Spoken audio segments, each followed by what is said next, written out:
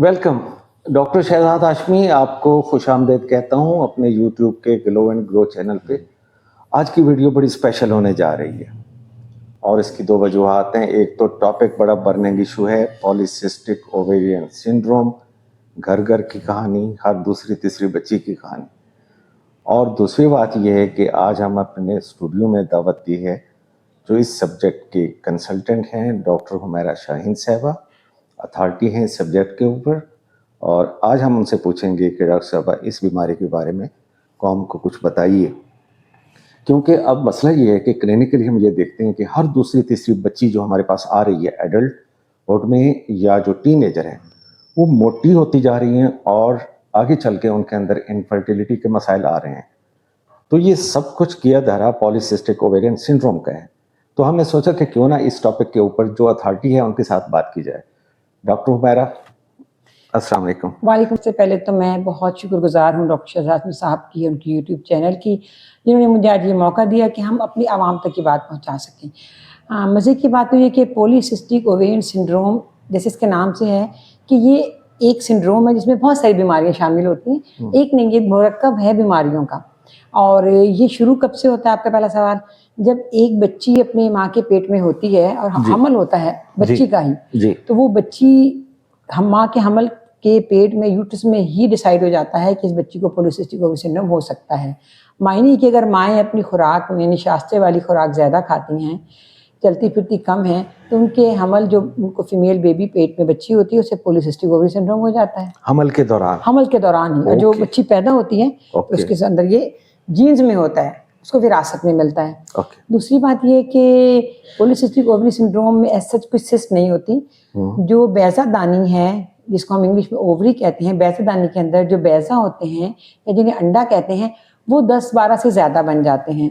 जब वो बैज़ा और अंडे ज़्यादा बनते हैं डॉक्टर साहब, तो फिर वो हार्मोन भी ज़्यादा प्रोड्यूस करते हैं। अब जब वो हार्मोन ज़्यादा होते हैं तो वो अपना इफेक्ट दिखाते हैं। अब ये आपको पता है बैज़ादानी की जो हार्मोन्स हैं वो है ईस्ट्रोजन और प्रोजेस्टेरोन्स।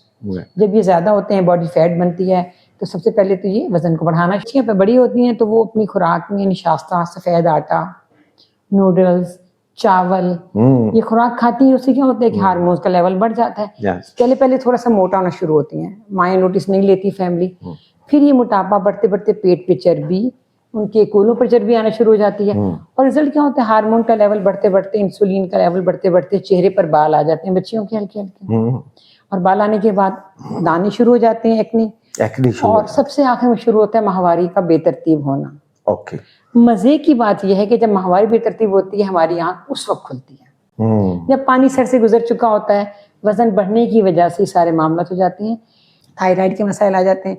और ये आगे जाकर 40-50 साल के बाद खवातीन को और बड़े मसाइल, शुगर हो जाती है, ब्लड प्रेशर हाई हो जाता है। और कभी शुगर भी हो सकती है। यानी ऐसी बच्ची जिसके पॉलीसिस्टिक ओवेरियन सिंड्रोम है और उसका प्रॉपर ट्रीटमेंट नहीं होता, तो आपके मुताबिक चांसेस हैं उसको डायबिटीज हो जाएगी। उसको शुगर होने के बहुत ज़्यादा चांसेस आफ्टर 40s। बच्चेदानी की जो झिल्ली होती है वो मोटी हो जाती है, ऐसे माहवारी एबनॉर्मल आती है। कभी कभी वो खुदा ना खास्ता एंडोमेट्रियल हाइपरप्लेजिया या कभी के बच्चेदानी के कैंसर में भी तब्दील हो सकती है। ये इसके लॉन्ग लास्टिंग इफेक्ट आगे आंदा जाता है अल्टीमेटली। बिल्कुल ओके, आपने बहुत अच्छे तरीके से बता दिए।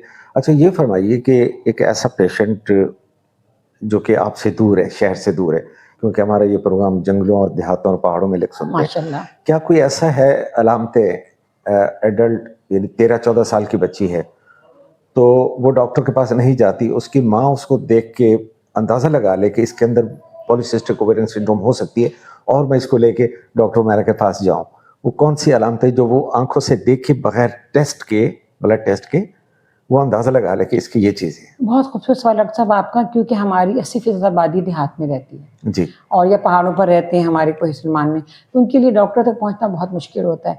मेरी माओं से ये दरख्वास्त है कि जब उनकी बच्ची 8, 9, 10 साल की होती है और खाने पीने, जब वो महसूस करती हैं कि बच्ची का वजन और बच्चियों से ज़्यादा है जी, या उनकी छाती की ग्रोथ पहले और आम बच्चों से ज़्यादा हो रही है, उनका पेट थोड़ा सा बड़ा हो रहा है, ओवरऑल वो मोटी हो रही है, उनको ज़्यादा चांसेस हैं कि ये बड़ी होकर पॉलीसिस्टिक ओवेरियन सिंड्रोम का शिकार हो सकते हैं। वजन का बढ़ना, वक्त से पहले मोटा होना, मीठी चीज़ों का खाना, बेकरी की चीज़ें खाना, और बेकरी अवेलेबल नहीं भी है देहातों में तो बच्चियाँ चावल बहुत खाती हैं हमारे यहाँ, चावल का आटा, तो निशास्ते में से वजन का बढ़ना सबसे पहली अलामत है। और चेहरे पे बाल आना। ये जो हमारे शहर में कल्चर है, रात के 12 बजते ही बच्चे ऑर्डर करना शुरू कर देते हैं, जनाब ये कोका कोला आ रही है, बर्गर आ रहे हैं, पिज़्ज़े आ रहे हैं, फिजी ड्रिंक्स आ रहे हैं, क्या इनका भी कोई दखल है पीसीओएस में? बदकिस्मती से इनका बहुत बड़ा दखल है। जिस तरह ज़माना तब्दील हुआ है और बतदरीज लोगों का लाइफस्टाइल तब्दील हो रहा है, बैठे रहते हैं, मोबाइल इस्तेमाल करते हैं, बच्चे सारी रात जागते हैं, फिर उनको भूख की क्रेविंग होती है, भूख लगती है, तो उस वक्त उनके पास एक रास्ता होता है कि वो एक सफ़ेद आटे का बना हुआ बर्गर, सफ़ेद आटे का बना हुआ एक पिज़्ज़ा, सफ़ेद आटा निशास्ते के बने हुए कोई इस तरह के ऑर्डर करते हैं। सबसे ज़्यादा लोडेड फ्राइज एक फैशन में आया है, तो वो सब निशास्ता जो फ्रेंच फ्राइज हैं, लोडेड फ्राइज हैं, कोल्ड ड्रिंक्स हैं, ये सब के सब निशास्ता का लेवल, इंसुलिन का लेवल बॉडी में बढ़ा देते हैं और उससे क्या होता है, वजन बढ़ता है और वजन के बढ़ने की वजह से हार्मोन बढ़ते हैं और वो बच्चियां मोटा होना शुरू हो जाती हैं, चेहरे पे बाल होना शुरू हो जाते हैं, उनकी माहवारी खराब हो जाती है। मेंसेस के इश्यूज क्या कम आते हैं या ज्यादा आते हैं ऐसी बच्चियों में? ऐसी बच्चियों में ज्यादातर मेंसेस कम आते हैं। कम आते हैं? हाँ जी, माए आके ये हमारे पास की बच्ची को माहवारी की मिकदार बहुत कम है और 1.5 महीना नॉर्मल जो माहवारी की मिकदार होती है वो होती है 25 दिन से 35 दिन, लेकिन इन बच्चियों को 40-40 दिन बाद, 2-2 महीने बाद माहवारी, 3-3 महीने बाद नहीं आती और माओ को पता भी नहीं लगता, वो समझती है माहवारी के ना आने से बच्ची मोटी हो रही है। हाँ, हकीकत इसके बरक्स है। बिल्कुल ऐसे कहती हैं कि बच्ची मोटी हो गई या मेंसेस नहीं आती। और हमारे लोग से बड़ा ही मुश्किल होता है ये कहना कि पहले मोटापा आया बाद में माहवारी खराब हुई है। ये ऐसे नहीं, ये ऐसे है, तो वो उन्हें समझाना बड़ा मुश्किल होता है क्योंकि कोई बंदा नहीं मानता कि हम मोटापे से माहवारी खराब हुई है। सही। मोटापे को जब नजरअंदाज करते हैं पेट पे चर्बी और हिप्स पे, तो फिर होता ही है कि माहवारी माहवारी बंद होती है, 2-2 3-3 महीने को माहवारी नहीं आती। Very good. चले, आपके पास एक पेशेंट आ गई तो आप कैसे प्रोसीड करती हैं डायग्नोसिस में? जो क्लिनिकल आपकी डायग्नोसिस है, जाहिर है उसमें आपके कुछ टेस्ट होते होंगे, आप वो क्या क्या कराती हैं?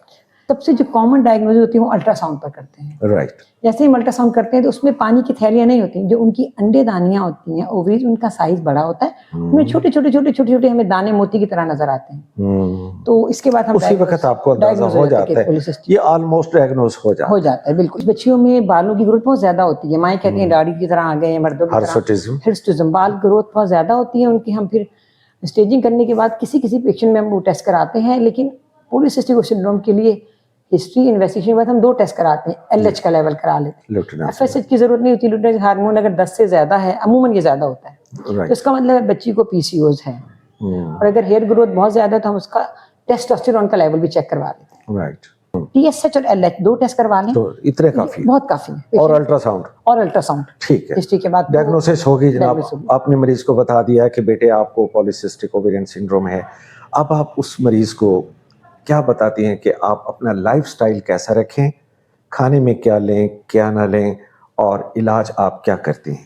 सबसे पहले तो हम मरीज को तसल्ली देते हैं, रीअश्योर कराते हैं कि आप बेटा बैठें और तसल्ली से मेरी बात सुनें, क्योंकि किसी को ये कहना बड़ा मुश्किल होता है कि आप मोटे हैं, आप ज्यादा खाते हैं, आप बर्गर क्यों खाते हैं, आप पिज्जा क्यों खाते हैं। क्योंकि हमारा जो मेडिकल एथिक्स है वो कहते हैं मरीज को तसल्ली से बिठाती हूँ, हाथ में हाथ पकड़ते कहते बेटा मेरी बात तसल्ली से गौर से सुने, आपको पानी भी घी बन के लगता है, इससे मरीज बड़े खुश होते हैं। अब आपने अपनी खुराक में थोड़ा सा जायजा लेना है कि ये सफेद आटा हम लेते हैं, बेकरी ना खाओ, डबल रोटी भी बेकरी से आती है, पिज्जा भी बेकरी से आता है, रोज सफेद आटा नहीं खाना, चावल नहीं खाने, रोटी कम खानी है।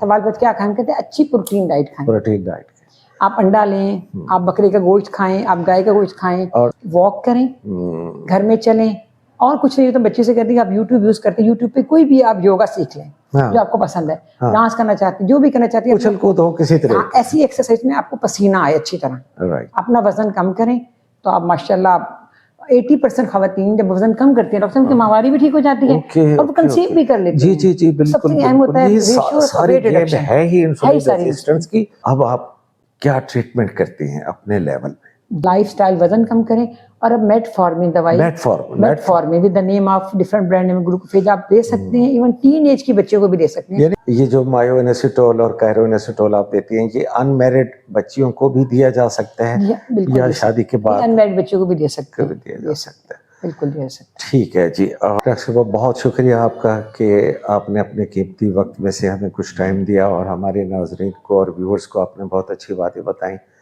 इंशाल्लाह हम आपसे आइंदा भी मिलते रहेंगे और आपके नॉलेज से फ़ायदा उठाते रहेंगे। Thank you once again. आपका भी बहुत शुक्रिया, मुझे बहुत अच्छा लगा आपसे बात करना, आपको मुझे इज्जत देना। हम उम्मीद करते हैं कि ये वीडियो हमारे नाज़रीन के लिए बहुत फ़ायदेमंद होगी और आइंदा के लिए आप हमें देखते रहेंगी। बहुत शुक्रिया।